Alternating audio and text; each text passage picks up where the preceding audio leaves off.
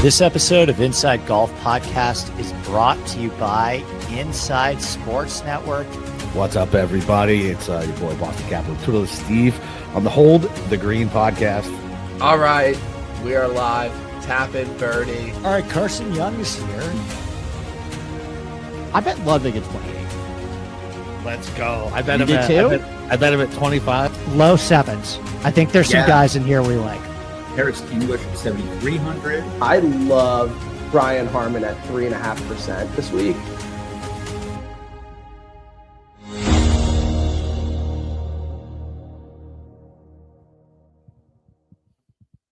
What is up, everybody? Happy Tuesday night. It's your boy Capper with Twiddler Steve here to go over the BayCurrent preview and best bet show. Steve, how you settling in the new digs, man? Like, how's the view of the ocean from the cliffs? We are settling in very nicely. We have definitely moved to the closer to the country though, for sure, which is great for my wife. She loves that type of area. And actually there's something called Wickham Farms near us, which is basically kind of like a place where you go like with the kids, they pick pumpkins or slides. It's like a harvest festival essentially. And we were actually walking around the cul-de-sac last night with our kids, and you could smell the apple cider donuts that they were cooking up from over there. That sounds good. I'll give you that. That sounds good. Yeah, that's good. There's a nice cidery. I've never been a big cider guy, but there's a nice cidery about a mile from us, and they actually have some really nice dry options, which is good. So yeah, we're settling in pretty nicely. Moving the neighbors? though. Excuse me? You meet the neighbors? I did. Funny thing though, the neighbor actually lived on the same street that we just moved from about 30 years ago. Very weird that we ended up on the same street living together. But no, I'm settling into the new digs. Got 2 new brand spanking new TVs for my office that you're prepared to make fun of me about based on what I had to do. So you haven't even told me the story yet. Well, all right. So let's just give a little background. Yes. I am awful at drilling into studs and drywall in my life. I don't know if it's because I just am very precise with stuff that I just kind of lock up as far as like making sure everything's very equally like distanced when I'm like marking stuff, and I like kind of doubt myself, but I've always been awful. I've always screwed something up. Like I always drill the wrong hole or the wrong size or something. And so my wife finally said, look, after years of dealing with this, I don't care how much it costs. You are not putting the TV mounts on the wall yourself. You are going to hire somebody and do it. So I am actually pretty handy with outdoor work and putting things together, but for whatever reason, drilling holes in drywall has been a kryptonite in my entire life. And I'm ashamed of it, but I'm here on this podcast admitting that, yes, I'm not a man. I'm just a nerd who can't drill the drywall, who likes to go down golf courses. So do you not use a stud finder? And you don't even need. I do. So how I don't understand. It's more like measuring like where to drill.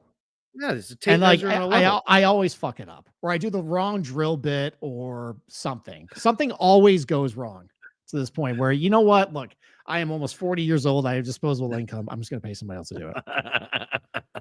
But it looks awesome though. I showed you the setup. It looks great. Looks good. I can actually watch the games. Shout out Dave, who apparently doesn't like when people give football takes when people don't watch games. So I can watch all the games now on Sunday Ticket, which is great. You watch football? What are you talking about? You missed something yesterday.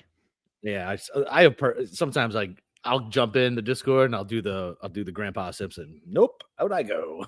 Yeah, so never mind. All right. Well, this is my first show in a couple weeks. I actually showed up to the wrong studio tonight. That's how rusty I am. Yeah, I'm usually the late one, and you. I was like, yeah. Well, I found myself in the NFL studio instead of this one. So yeah, listen, I got to ride a bike again, but it's been a couple weeks. People have already given their Ryder Cup takes and their takes after that and takes after that. Do you have anything else to talk about the Ryder Cup, or are you just sick of talking about it at this point? I'm so fucking sick of talking about the Ryder Cup. Yeah. Will you ever No. bring up Keegan on the show again in a positive light? Oh, I mean, I'll bring maybe, but probably not. Maybe. Yeah, but probably not. How much of it was his fault? 60. 60. Yeah. Okay. We're not going to dwell on this. I will say this because I never really gave my Ryder Cup debrief. The only thing I think I want to say is there was a lot of echo chamber about the course setup and how that was a factor. I think that was a little armchair quarterback takey because no one really complained about that. It was expected that they were going to set it up with low rough and soft. And I think the mistake not necessarily was that it was too easy and that they just skilled a bunch of stuff, because the Europeans had a big advantage with long distance iron play over the Americans. So if you want to value that in the tournament, that's not a good move. And this is the type of setup that they usually do for the Ryder Cup that's worked for them. I think the problem was it just played so soft. Like, they not only watered it, well, it got a lot of rain on Wednesday, but we had talked about how they said the course was soft and they hadn't really rained in the Northeast. So they were watering the hell out of it. And I think what that ended up doing was it made it so long that your guys like Morikawa and Henley in English, who you decide to play in foursomes, where if they don't have it, that's the most critical part to mess up, basically render them useless because they couldn't hit the ball far enough at that point. So I think that was the only mistake. But other than that, though, I think it's more just about pairings and bad play. Yeah, I think the course setup, I'm sure he had 9,000 other people telling him what to do too and giving him advice on how to set it up. And I just think the pairings that he made, and then to be so fucking stubborn as to run that Morikawa and English pairing back out the next day, I legitimately almost had a fucking aneurysm when I saw that shit. I was livid, absolutely livid. My wife, because I was home, and then was, I guess, Thursday morning, Friday morning, and I was like just maniacally laughing every time something bad happened to them. And she's like, "What is wrong with you?" And I was like, "I fucking hate this team. I hate Keegan." She's like, "All right, I'm going back to work. Love you." It's like 9 a.m. She's like, "I can't handle you this early like this." It's like Grandpa Abe Simpson walking to the bar and then walking back out. That was your life. Exactly. Yeah, exactly. All right, let's talk about this tournament though. So disclaimer, usually I come very prepared and with a lot of notes, and especially with the new course, really break it down. I got a lot of stuff going on in my life between a move, some job responsibilities have been shifted around in my day job that has taken my attention away from stuff. So this isn't gonna be the most in-depth preview that I've ever done, but I got enough stuff. So yeah, you got enough stuff, and Andy's article's up too. So if you haven't read that, go read that. Yeah, and that's a good perk too. That his article is up on Inside Sports Network. Obviously, there's only a little bit of time between now and the end of the season, but we're still cranking out content between football content, golf content. So if you want to become an insider, just try out for a weekly subscription. Just give it a try, see what we're all about, and then maybe you want to re-up for the full year once golf really starts kicking back in this January. Stop disparaging the fall swing. Like, this is where we make hay, man. Like, seriously, BK hit whatever Fisk was, fucking 100. Yeah, that was a great hit. I had a sweat for 10K and fucking DraftKings, and up until literally the last 30 minutes, I had the lead with 10K Thursday, Friday, Saturday, and then I dropped a little bit on Sunday, and I needed Kuchar to bogey 18 and Higo to hold on and win, and I would have won the 10K. So, I mean, look, the information is out there for us. Like, everybody's takes are so lazy. It's so easy to go against the group think. The Discord's sharp. Andy's shit is sharp. So, it really is a good opportunity to get in there and really make some hay before the contests suck on DK, but the books are asleep with some of these matchups and some of these prices. So, yeah, come be an insider. Let's take advantage of it. There you go. All right. Let's talk about the Yokohama Country Club, which is a new course for this year. Corin Crenshaw renovation, originally designed by a gentleman named Takeo Ayama. I probably butchered that name, but I don't care. I am so glad you're doing that. Not me. Yes. Remember when we had to do the soccer The read? soccer ones. Oh my Yeah. god. It was Yeah, so bad. so he would always handle the ad read on our old show, but there was Yeah. a soccer promo for CBS or for Paramount Plus that we had to do Mhm. that was promoting the Champions League, and it had all these like Greek team names and like Austrian Super League like soccer clubs that you and like players that you definitely could not figure out. So Awful. yeah, It was payback for me always making fun of Sean for how bad he was at fucking pronouncing names. It was. But so we got the Yokohama Country Club here. This is hole number 3, which is I think is actually number 15 on the West course. There's a composite course that they're going to run this week that I'll talk about a little bit. But we've been doing the preview of the Zozo, which was in Japan for a while. And we spend a lot of time just talking about golf and how it's important with the culture of Japan. Mm-hmm. Do you remember a lot of those conversations we have about, about that? Yeah, it's super important that the course is immaculate, plays well, and they respect. It's just such a respectful culture as a whole. Like it fits so perfectly that they take golf and the etiquette and how the course plays and how it looks and how true to the game it should be. It's perfect. It really is. Yeah, I mean, like, in everything needs, like you said, it's very high standards, and it just looks beautiful. Like, it looks like there's nothing else around it. You're just in nature. Everything is very confined with, lush, grass and trees, and it looks very pretty and serene. And it's because golf was very important to helping rebuild Japan after World War II. Go back in the history books, Japan was bombed into oblivion to end the war. And they needed to figure out a way to spur Western investment back into the country to help rebuild infrastructure and regrow the economy. And one of the ways they figured out was golf. Because it was a very popular sport by all the businessmen. So there was a golf boom in the 50s through the 70s. And this particular golf course was built in 1960, about 5 years before Narashino, which was also built in a similar golf boom. And golf was very important to Japan for a couple of reasons. A, for business. It would attract Western, business investors to come to the country. And they all, they want to go play golf. And also, too, because there's a lot of problems with stress in Japan. They're very hardworking people. They need a place to blow off steam. Yep. So they built a lot of golf courses as a place to get away from the busy city life and go play golf. And they wanted to maximize the amount of rounds per year because golf is very popular and they want to generate the most revenue out of it. So they came up with this idea. Do you remember this? Double greens, baby. The double green system. So used to shoot at the wrong one all the time in that PGA golf thing that we used to fucking play. Yep. So if you want to refresh everybody, why do they have the double green system?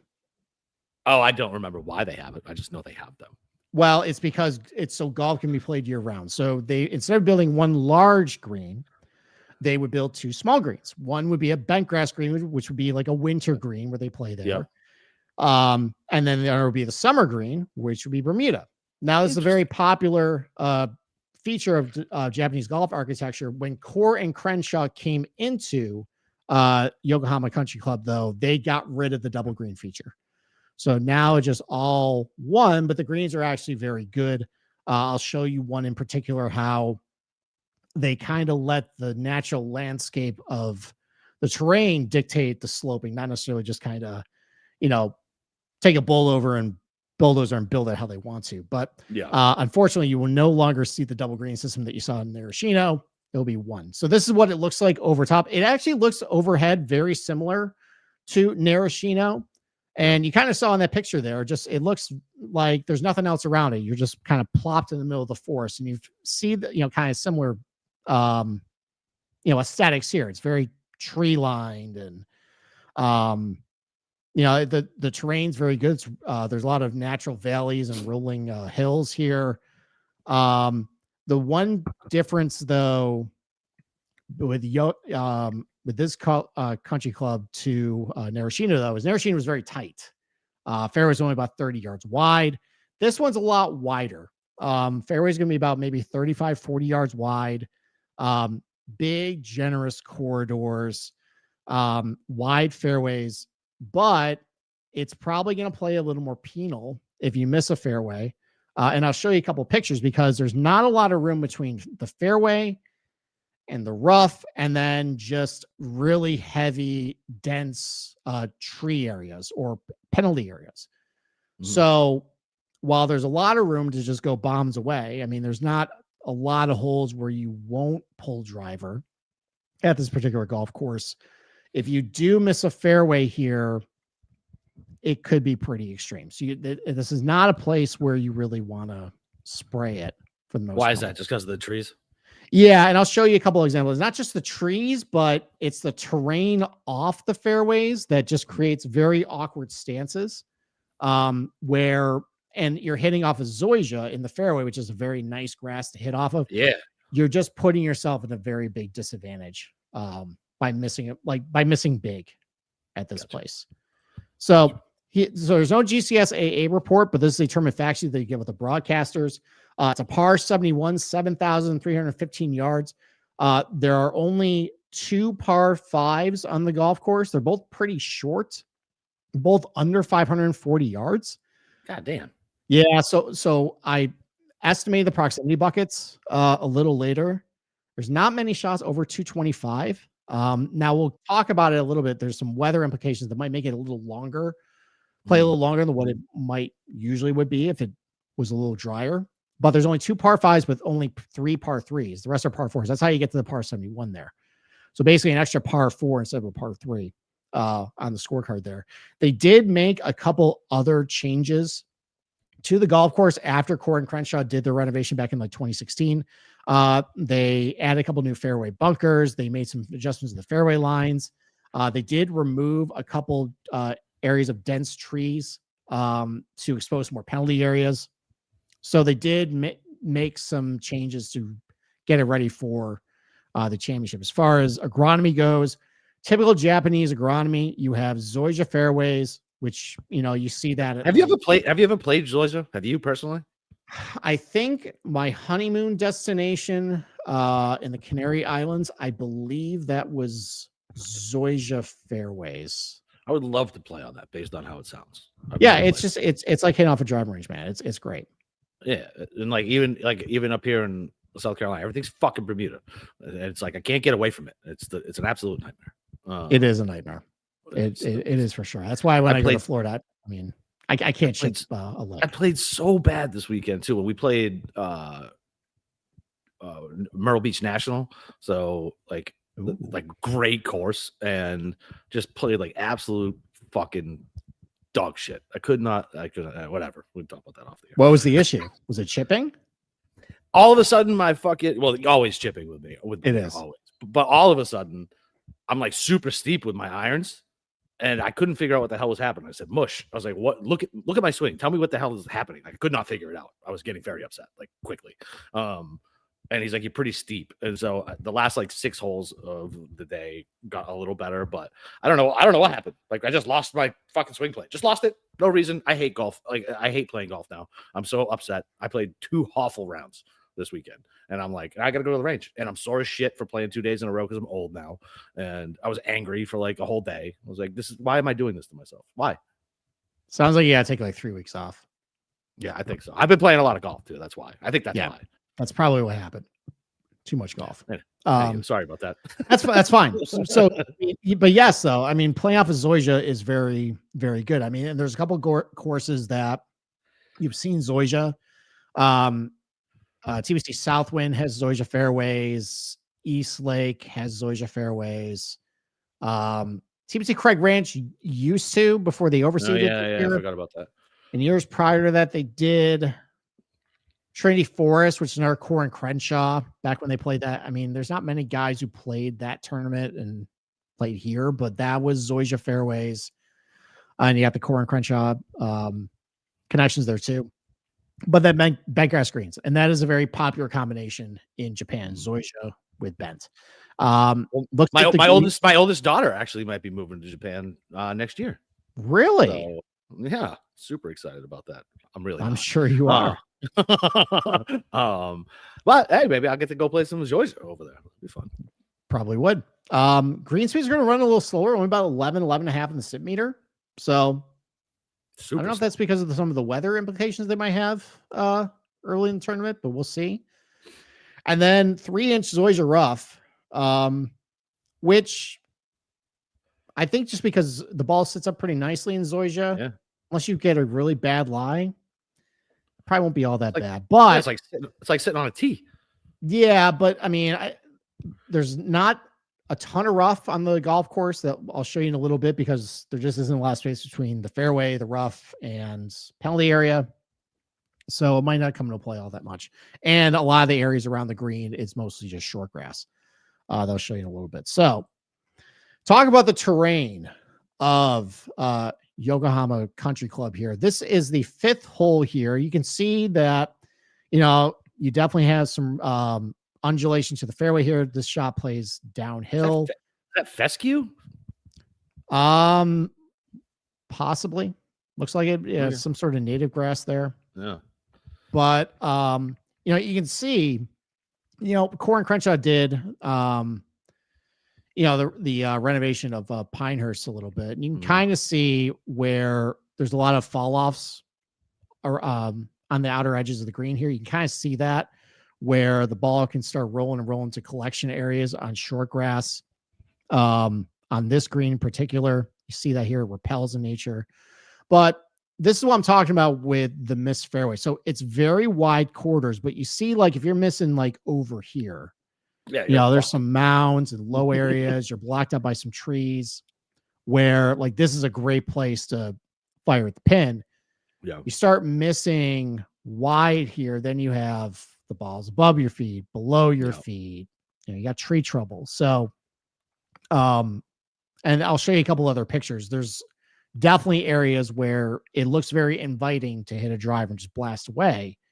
But if you don't have a lot of control with the driver, things could go spiral out of control pretty quickly. Here's another example too. This is the 10th hole. Again, like some undulation in the fairway here. It goes down to a valley, then plays back uphill. But again, though, pretty wide quarters. But if you're in if you miss left, you're in a little valley here with a blind shot to the green. Right. It's pretty thick trees over here.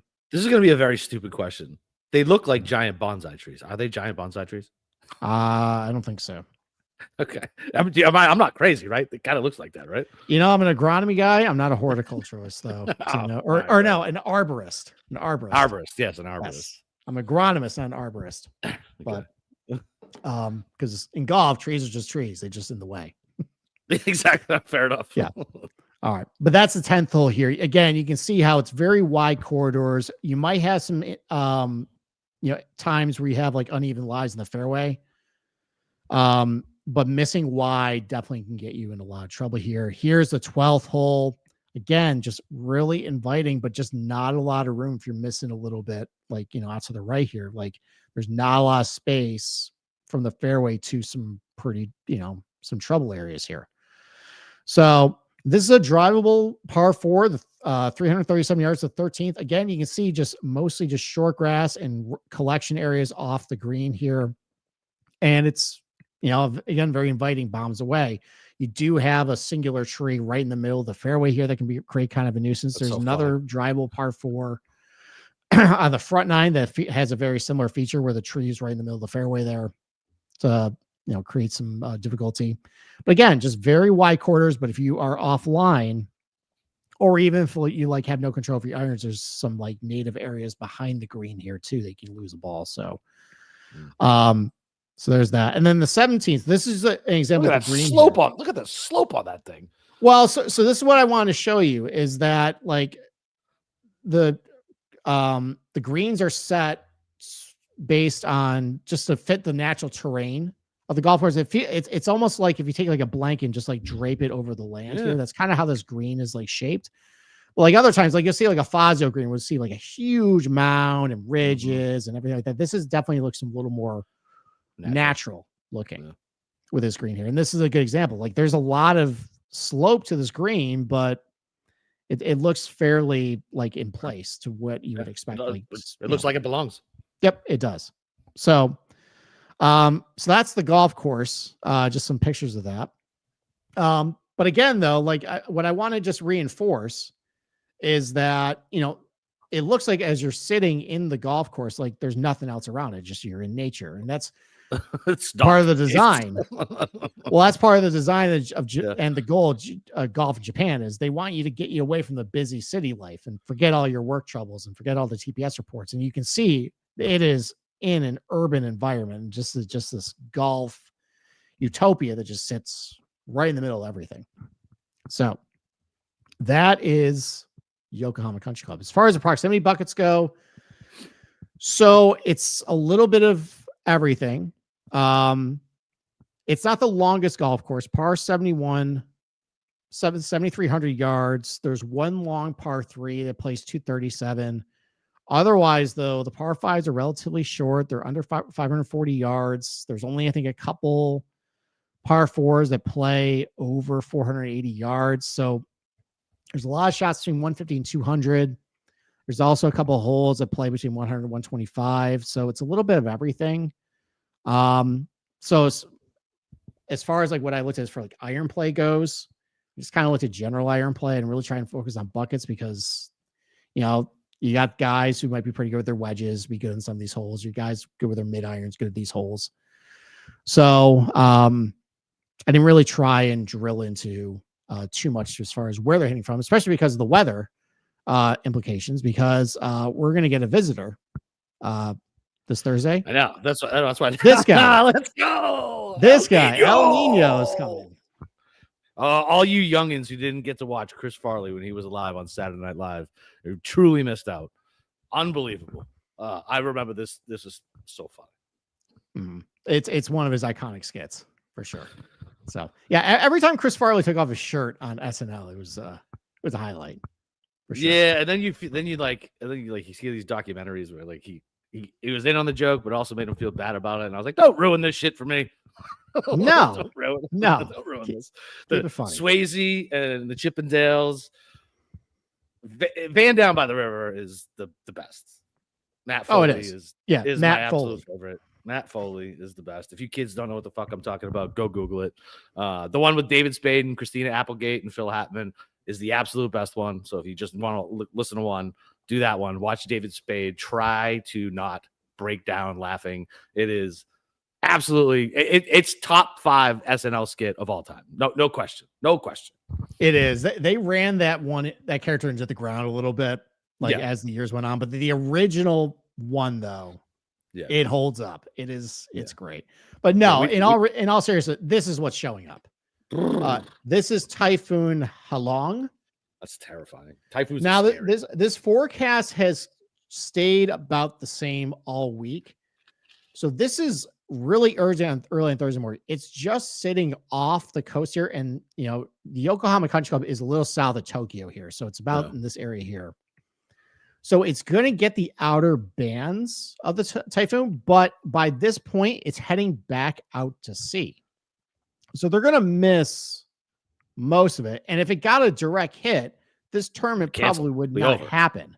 Yeah, no chance. No, but it does make for Thursday pretty dicey.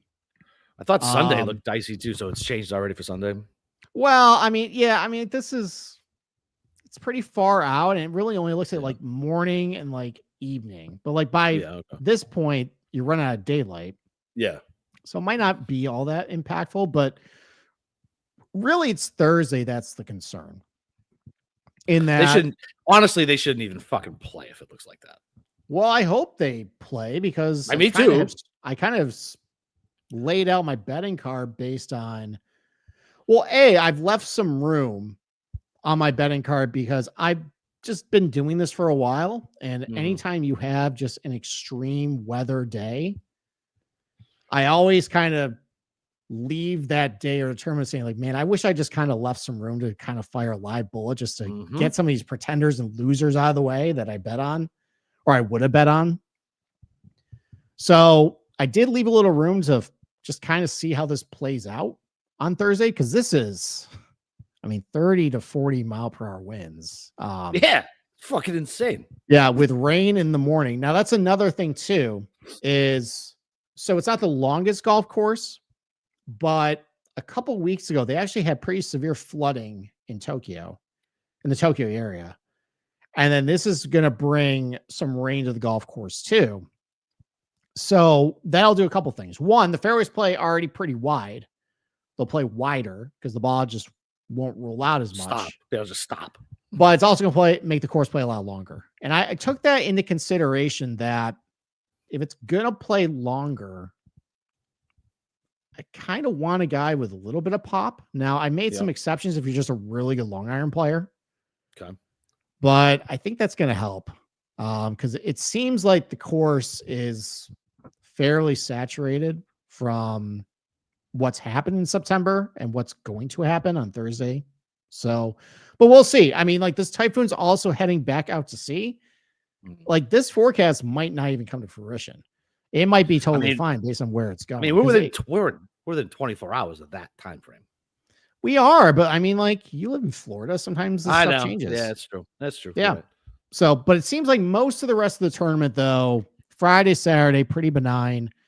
Sunday, we'll see. It's just Thursday's a huge wild card. And it reminds me actually of the tournament that Morikawa won a couple of years ago, where you had 3 really good days and then you had 1 really crappy day. And he just had to survive that one. And he just played great the rest of the rounds. Yeah. So, but this here definitely, now it's a no cut event, which I hate, by the way. I don't. Absolutely. Don't worry. We're going to have more of them because we want more signature events. We want more no drama, fucking shitty small field fucking events. That's for a different podcast. I am already angry about what's going to happen in the next 2 years with fucking golf. Like I already hate it. Hate.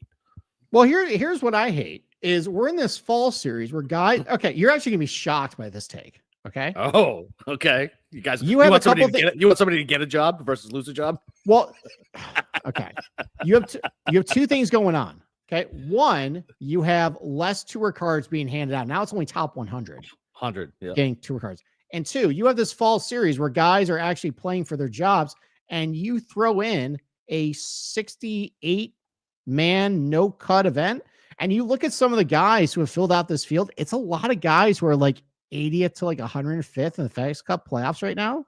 Yep. That are just going to get free FedEx Cup points. Yep. Like how is that fair? It's not. Ricky shouldn't even have been in last year's. It's not fair. Golf isn't fair at all. Like because he wore orange and kids liked him 10 fucking years ago, he gets to get these sponsors exemptions, even though he can't make a cut in a cut event, but he does well in no cut events. Shocking. Like it's just the whole system is fucking broken. It's like the American justice system, Steve. It's just broken. Ouch. Hot take. So what are you gonna say that the national anthem shouldn't be sung again? All right. Listen, I don't care. Listen, it's about my time, and it's completely unnecessary, and it gives me creepy. Your time. Okay. Yeah. It is. All right. You'll see, Steve, once you start toting your kids around to these athletic competitions and they don't even have a singer. They're just playing a bad, like record player sounding national anthem. You're like, why are we doing this? It's 7:30 in the morning. The kids are doing gymnastics. Like, can we just fucking get to this, please? Okay. All right. Let's move on to the odds board. Then. Come on. Okay. So you got 3 big fish in this field. Xander. You have 2 big fish. 2 big fish. Mm-hmm. 2. Well, Hideki and Xander. Oh, okay. All right. Colleen is not a fucking big fish. Okay. Colleen is a fucking loser. Absolute fucking loser. He stinks.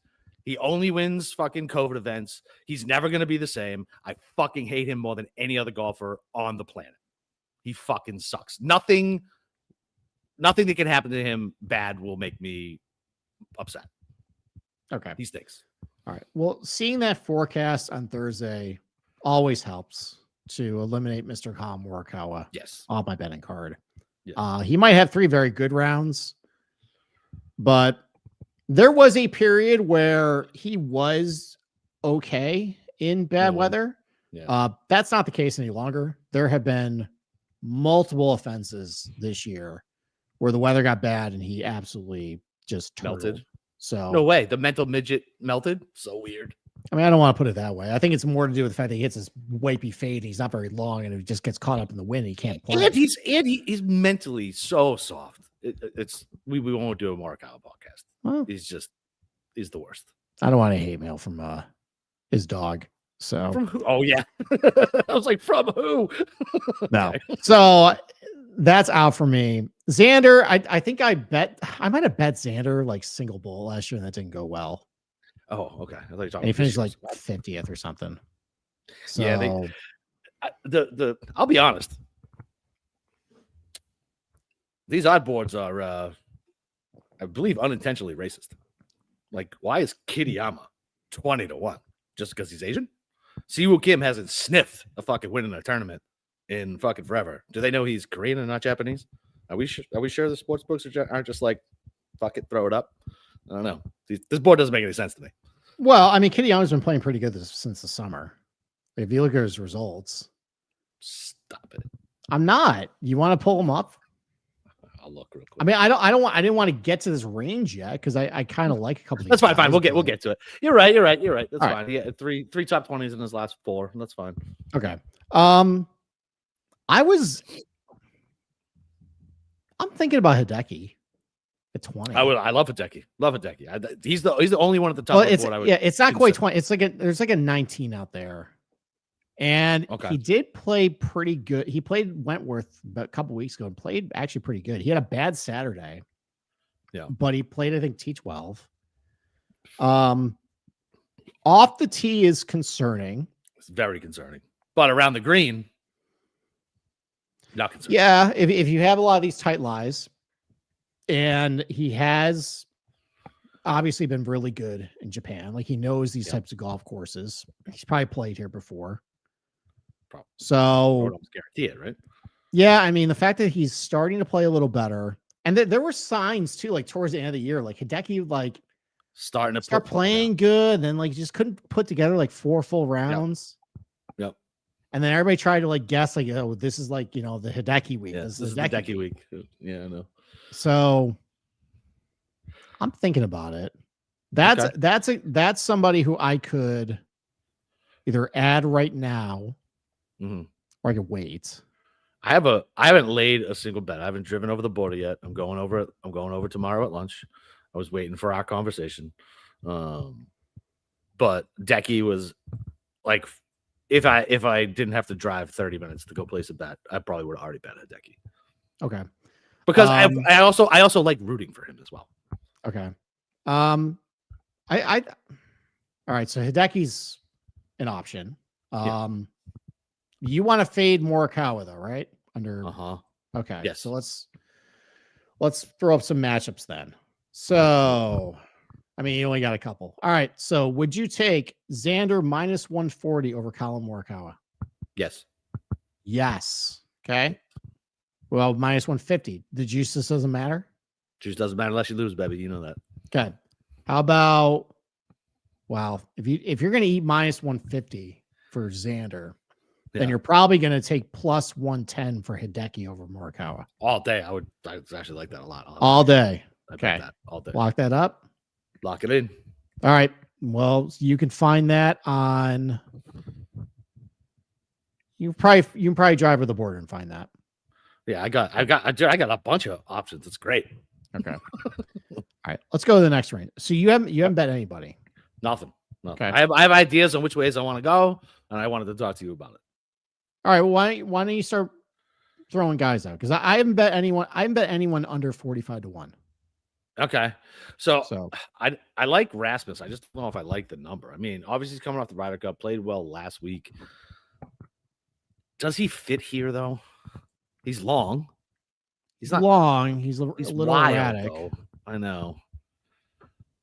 Although his draw, he's less of a sprayer than you might think. Yeah. He's pretty shitty around the green now. He's very bad around the green. Yeah. Okay, that's But fair. I mean, I don't know. I mean, this is how it's gonna be interesting to play out. Like I could see, okay, like a lot of short grass around the green. You think about like Pinehurst or Memorial Parks or a place where like, chipping off the tight lies, like that matters. Like you want that skill. Yeah. Or it could be, is this a place where you pull putter a lot and that doesn't matter as much? Really, you So think you really think they'll be able to putt from like that far off the green?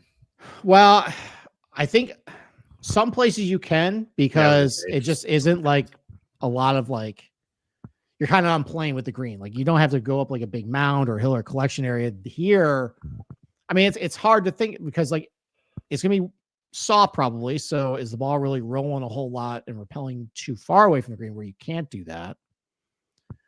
Or you could also make the argument that because they might get a lot of rain on Thursday, it's been raining a lot. Maybe it's the turf's a little soft and slow where you can't really pull putter. It's a little too slow to do that. I don't know. I mean, I think we're just gonna have to wait and see how they play this. All right. So Rasmus, I'm not in on Siwoo Kim. I've been out on him. Why not?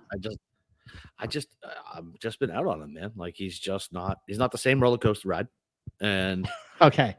I don't think, I mean, is this Sealy really winning anymore? He hasn't sniffed one. Hasn't sniffed it. He hasn't. That's not on a fucking Sunday. Good point. Kevin Yu, no thank you. He models great though. I don't give a Steve, you know that. I don't care about that. Like it helps me narrow down and like break it up, but yeah, like I'm good. I'm good on Siwoo. Kevin Yu, listen, he played well defending his title. I'm fine. I'm skipping him. Thor, I don't know what to do with. I'm very recent bias against him with how fucking angry he made me. Yeah, I'm surprised you're even considering him, considering the text message you sent me. So I'm trying to be better, Steve. I'm trying to not let my recency bias cost me money. Okay. Because long, straight. I don't know. I think 30 is too short. I mean, he hasn't really showed us anything as far as, if it was a 4 in front of it, I'd probably auto bet it. But the 3, I'm good. Higo with that shushing thing, that guy can go kick rocks fucking forever. Minwoo Lee sprays it. Wyndham Clark's fucking terrible. I don't care about Max Homa. He still fucking stinks. He's still not a good golfer. He had fucking 1 nuclear round and all of a sudden he's back. Get fucked. He gained almost 4 strokes putting on one of the easiest places to putt on earth. Fuck off. No, 40-1 Max Homa. No. So I don't like this range. I don't like this range at all, apparently. I mean, you haven't really named a single golfer you're interested in other than Rasmus Højgaard. Yeah, that's pretty much it. And so that's it. So that's your bet then. Maybe. But so I don't know. I'm probably gonna go farther down the board. My guess is I'll probably bet Decky at 18, 19, whatever I can get. I'll probably skip the 30 to 40 range, and then we'll talk about 40 and deeper. We'll see. Okay. And go ahead and tell me why. Go ahead and tell me why you bet Alex Noren. Go ahead. No, I have not bet Alex Noren yet. Okay. I haven't. Okay. I will say this though. As I charted the golf course, there are a lot of tee shots that are very accommodating to a fade off the tee. Okay. And that's all he hits, which is actually why I bet another guy that you just completely disparaged earlier. Okay. That I'm probably going to regret betting this, but I'll get to it in a little bit. Okay. But I mean, a lot of tee shots where I feel like that's really going to suit his eye. He's playing great. He's playing amazing. He is 42-year-old Alex Noren I think he's 42. Is he really going to win 3 out of 4 times? Like, I know he did that. DP tours don't count. That's not true. The BMW PGA counts. It's like winning back. It's like winning back to back, not 3. Stop it. BMW PGA counts. Okay. That absolutely counts. He beat the entire European Ryder Cup team. That counts. That's fair. Okay. Yeah. Noren has grown on me over the past like 2 seasons. I don't hate him as much as I used to. I hate Bez more than Noren. Oh, Bez. Yeah. Bez wishes he was Alex Noren. Bez does wish he was Alex Noren. No He does.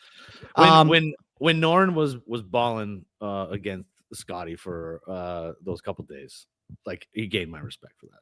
Yeah. The lack of pop for Norn concerns me a little bit for like an outright bet. Like he can play very well in the tournament, but like to win, I'm a little concerned about how long the course might play. Yeah. But everything else looks great. He's great around the green. Iron play looks great. I mean, it's a lot of putting though. Yeah. We'll see. I actually am amenable to Siwoo this week. He's playing. I mean, he's doing what he always does though. Like his ball striking tee to green's great. Yep. Can't putt. And it's not resulting in the like ceiling performances. No.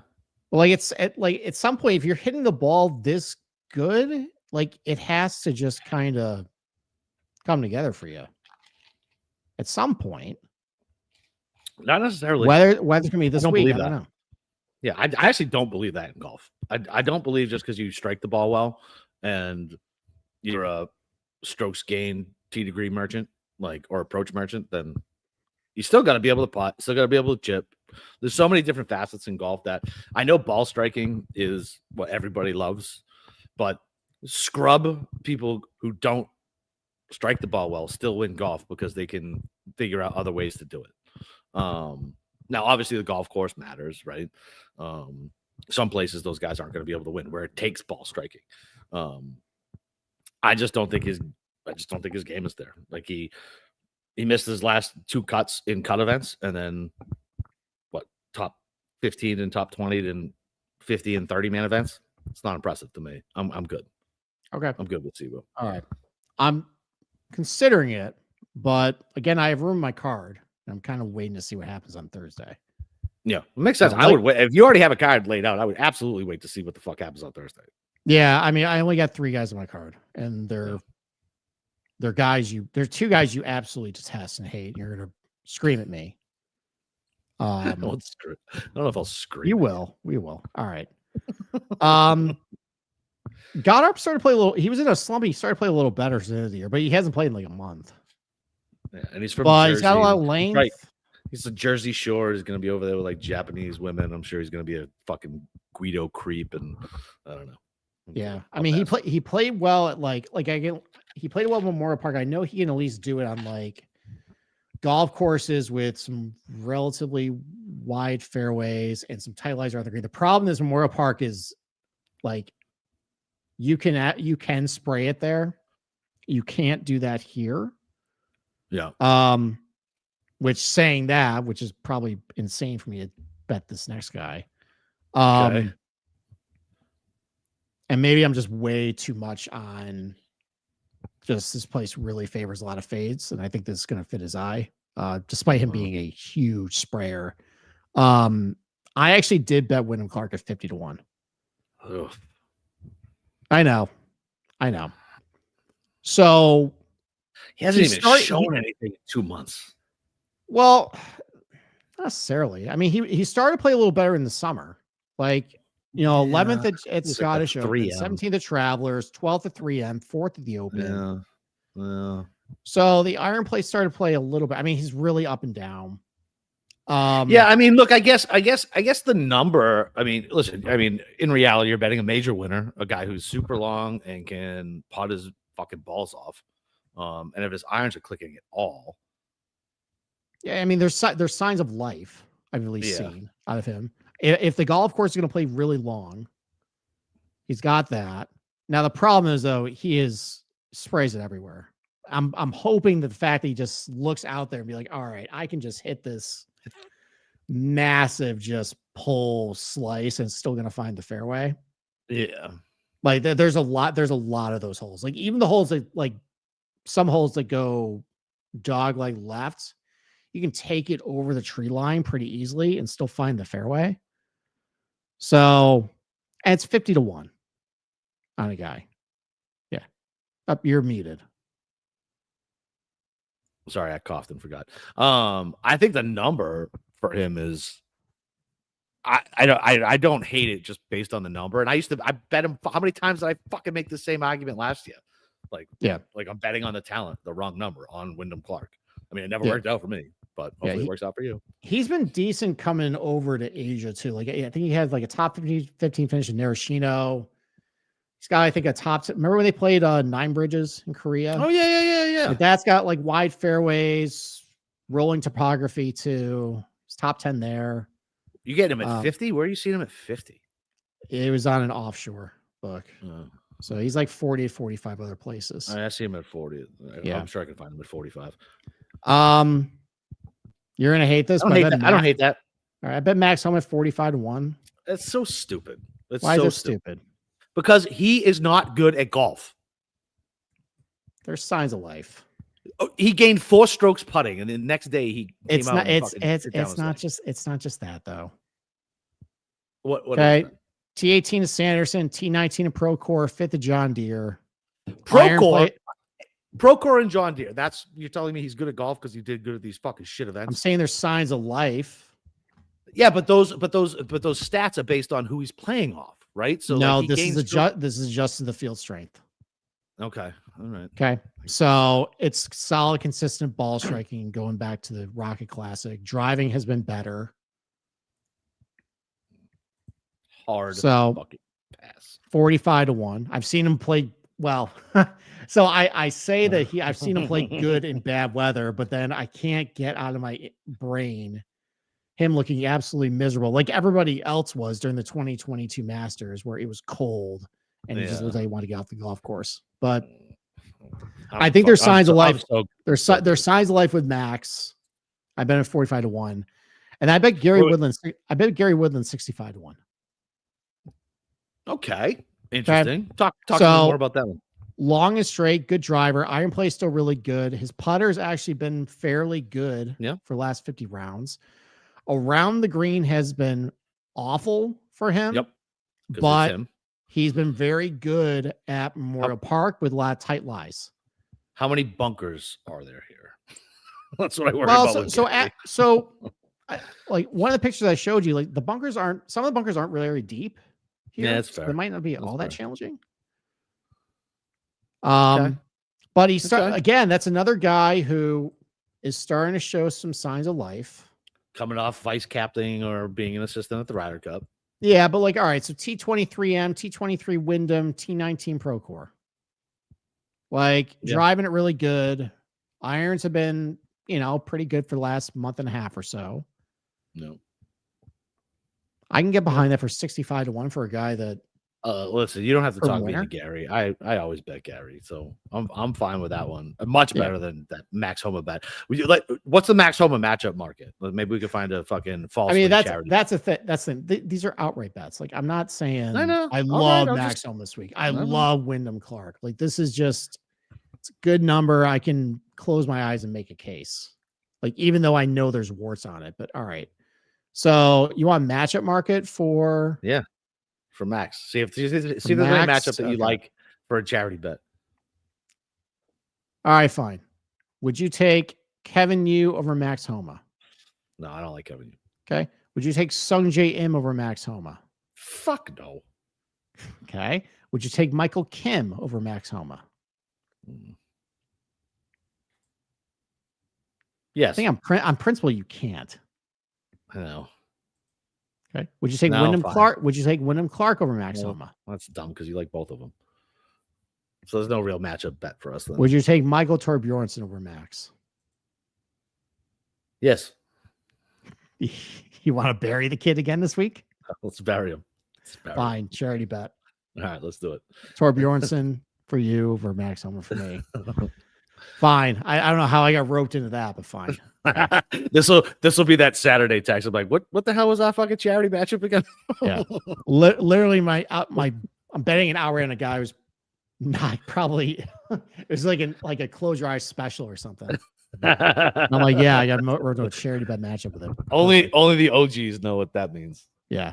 But I mean, like that's really it though. Again, with the weather on Thursday, like I'm not that inclined to lock up a car. Like I feel like you probably could get like even like a Xander gets off to a crap start, but he's not totally dead out of it yet. Like you get a good number on him, or Hideki, like crap start, and then he just kind of like rises up there. So like I'm not, or even Siwoo. Like you like Siwoo, okay? You like Siwoo this week. He's 22-1 or so. Like that weather, on Thursday, might punt him like pretty far down, and you get a better price on him. Yeah. So I don't hate it. so I'm gonna wait. I'm gonna wait on some of these guys. All right, let me hit you with a couple of the guys that I was looking at then. All right. And let me get a temperature check. Okay. What about Meisner at 65? Yeah, I mean, look, his iron play's been pretty good. He's good around the green, driving a little better lately. Yep. Like I feel like he might be a popular DFS play just because of his recent form. Okay. I haven't looked at ownership, but I'm looking at he's gained over his last 16 rounds 1.6 strokes per round. Good iron play. Like that seems like okay, this is a cheap, low 7,000 option that probably has like double-digit ownership. I haven't even looked. I saw the contests on DraftKings are a fucking joke this week. Yeah, I just like that. Like that seems like fade of the chalk DFS play. Okay, fair enough. So, all right, fair enough. But I get it. I'm looking on paper. I understand why people like him. I mean, Tom Kim showed signs of life last week. Man, little shot. You want to do Tom Kim versus Max Homa? I'd rather do that. Oh, I'll do that. I'll do it. All right, Fuck fine. yeah, I'll do that. Let's do that charity event instead. That's more fun. Even though my guy is 70, and where's your guy? He's like 45. Yeah, all right. That's fine. Do I Whatever. get strokes? No, these are two guys who are dead according to you.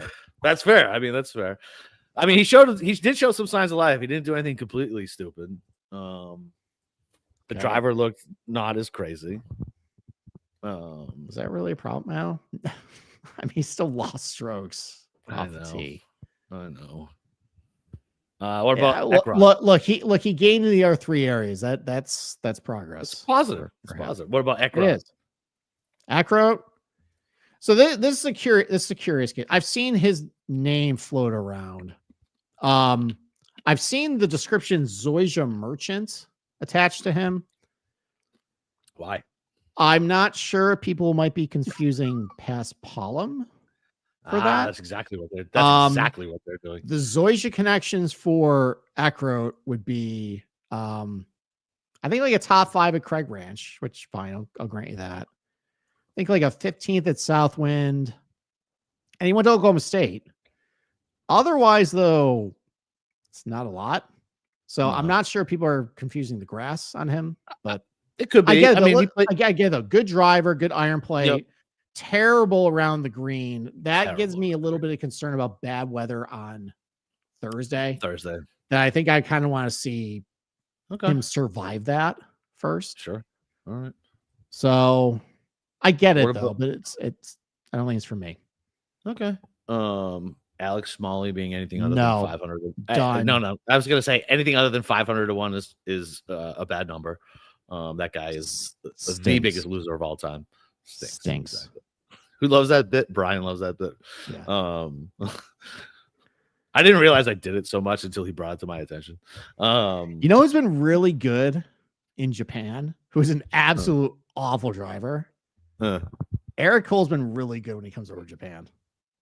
Oh, dude, that motherfucker, when he put it in the water, because he was another one. Like if he had just not been Eric Cole, he put it in the water out of that left-hand rough on the par 5 coming down the stretch on Saturday when he was in the mix. I don't know if I can trust him. Okay. I'm still a little angry at him from the weekend. People like Patrick Fishburne. I like Patrick Fishburne last week at Sanderson. I get it. Like ball striking numbers look good. He had I was tracking him Thursday, Friday. Abysmal around the green performance. Absolutely terrible. Check. So I worry a little bit on him. Some tight lies, but hits it long and straight. Good iron play. Like fine, I get that. Do you know anything about this Semikawa guy that I saw bantied about in the Discord? I mean, I remember him from last year. Okay. Sam Ryder is a great Thursday he hits a tar, so that's good. That's a plus. Sam Ryder. I know Kyle really was into the Semikawa, so that always catches my attention when he finds some rando. Sam Ryder is a great Thursday only bet. There's nobody who likes playing good on Thursday and then just doing nothing the rest of the way. Danny Walker played good. Yeah, He did play good. I mean, I didn't watch much Sure. of Sanderson, but I'm Oh, aware if he it's going to played be well. no, I know. And if it's going to be windy, we got our boy Joe Highsmith. Played great in the wind. I can't. 300 to 1. He played. He did. great He in- he played I great. guess. in the wind. I guess it did turn back into Honda Classic on Sunday at the Cognizant this year. It did. So, It did. It absolutely did. Trust me, I was watching. I was very intrigued. everybody's favorite Brian Campbell on a soft, saturated golf course going to play pretty long. No, thank you. No, Hard pass. Hard pass. Ryder Cup snub Brian Campbell. My head would have fucking exploded if they had took him. Although I would have rather Brian Campbell than Colin Morikawa. He deserved it. Campbell deserved to be on the Ryder Cup team more than Morikawa. I think we end the show there. Fair enough. All right, we'll be back tomorrow night for our NFL picks. I'm pretty sure Josh is going to come on because it's Phillies Giants, at least for that small segment, so he can. I don't know. I don't even know. Like, they're coming off a loss. Like, I'd be terrified if I were you. Yeah, I asked my uncle, who's an Eagle fan, who should be more miserable, Giants fans or Eagles fans, and we'll talk about it tomorrow. All right, we'll talk about tomorrow. Nice tease. That's what we call a professional tease in the biz. Yeah. So, shit. Oh, I guess it'll be started. We'll be, but we won't be able to watch it because it won't be on. No, we'll just be refreshing our phone. So shot 1, shot 2. Yeah, you got you guys shot can 3 see- from you guys- bunker.